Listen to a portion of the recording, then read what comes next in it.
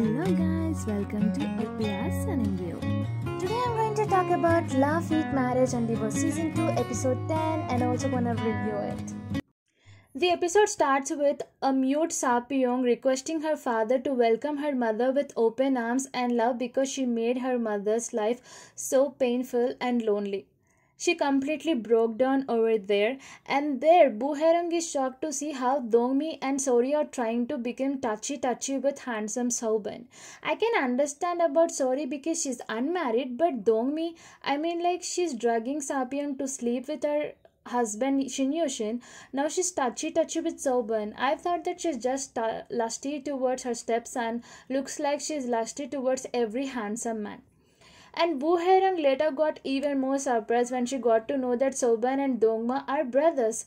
That's when she realized that Dongma paid her bill not because he's interested in her but because she is Soban's colleague, and that's why he did not flirt over the dinner.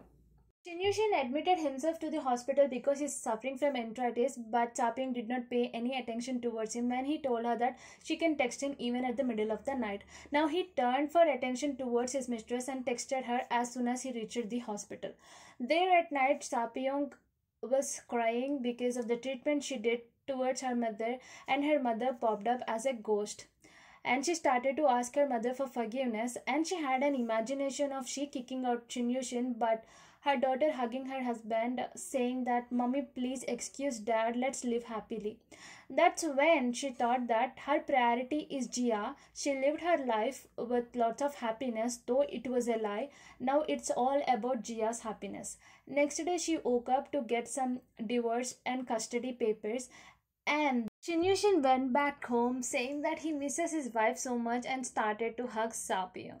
And Sapyong just pushed him away just like before, and that made him lose it completely. He started shouting at Sapyong saying that these are the little things that crack up the marriage. I'm like, there were no such little things like these, but still you choose to run behind our mistress. And when she told that she wants to take Jia to US so that she can study English over there, he was like, I love my family and nothing is more important than family. I'm like, if for you family is this priority, then why did you have a young mistress by your side?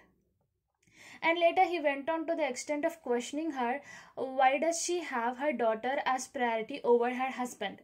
I'm like, if you can have your mistress as a priority over your wife and your daughter, why can't she have her daughter as a priority? She birthed it by taking so much of pain. Later, she forced him to drive towards Amy's house, but when he told that nothing is there between them, she's just his patient, she showed him the divorce papers. And she told that either we are going to court today or Amy's house. That left him with no option but to drive towards Amy's house. In between, he tried to say that they just met for a few dates and it is very minor, that they should not break up over it.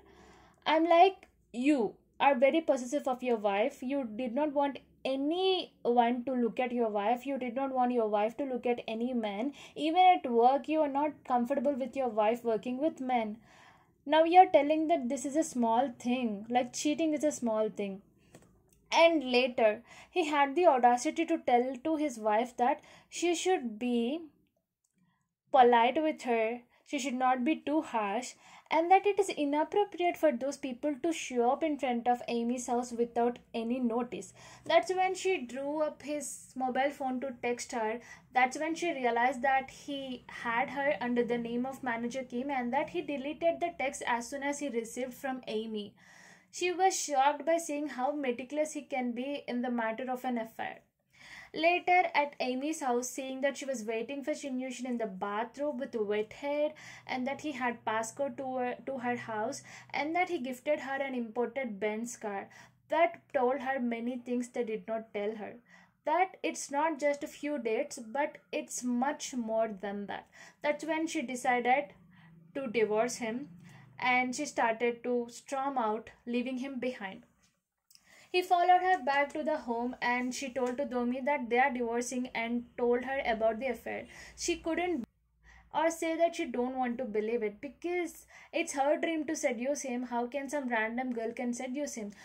Later, when Shinyushin left for Amy's place, she was so shocked and she started to question Sapyong angrily that is it true? Where does that girl stay? How does she look? Etc. etc. And she even called people. Actually, she called the hospital to know about where Amy is. And at Amy's home, Shinyushin was like so stupid and audacious that he was like, my daughter is just 13. I don't want to divorce my wife. Well, don't think he's that good. It was like, give me 3 to 4 years of time and I will settle the things and get divorced, but not now because I don't want to fall in the eyes of my daughter and lose respect. I'm like, even if she's 30 or 13, doesn't matter.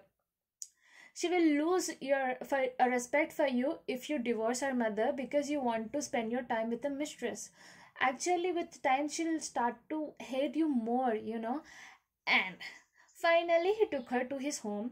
There, Dongmi jumped onto her, started to slap her. I really enjoyed. Like after a whole shit of season one and these 8 to 9 episodes of injustice, finally there is someone who went out their anger towards the mistress, and Amy deserved what she deserved.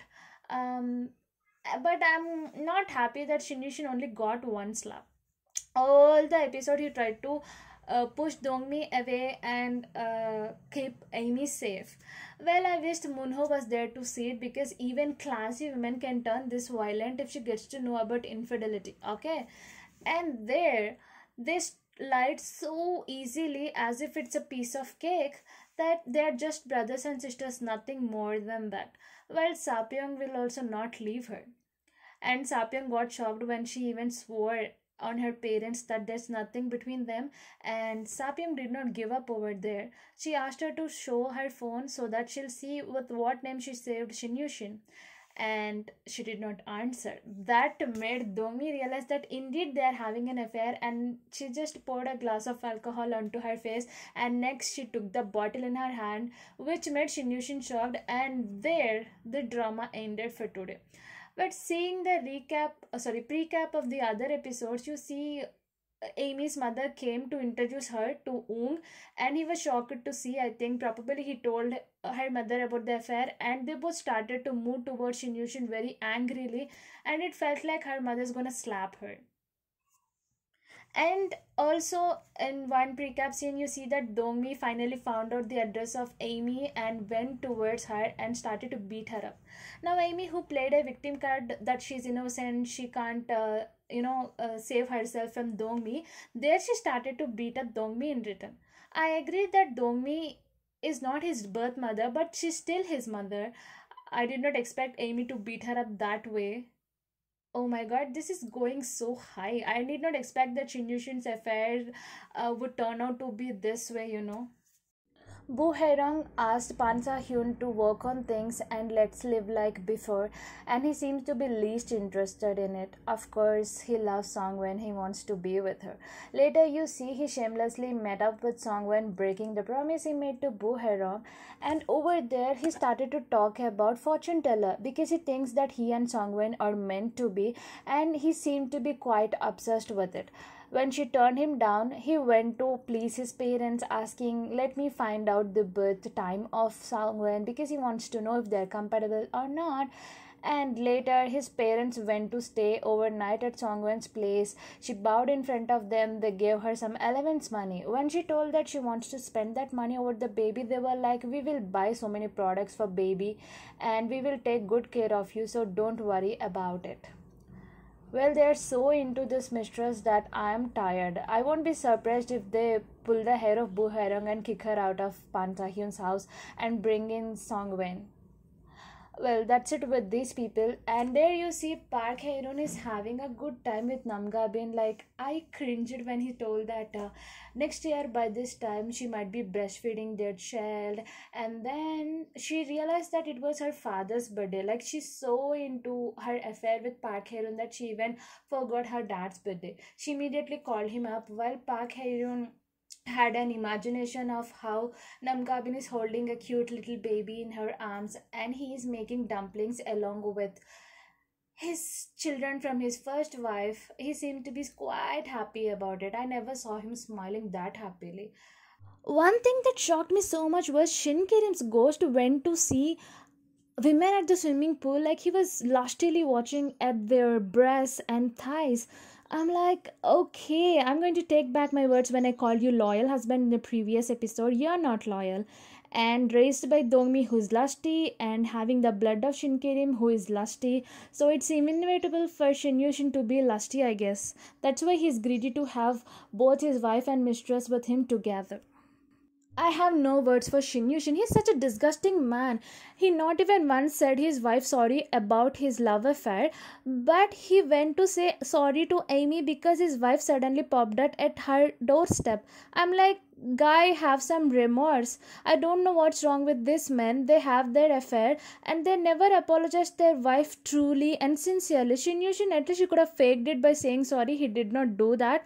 And they all want their wives to treat their mistresses with politeness and honor affects. Like, cut the crap. You cannot expect them to treat your mistresses that way. So that's it with today's episode. If you like the episode, please like, share, and if you haven't subscribed, do subscribe and hit the bell icon.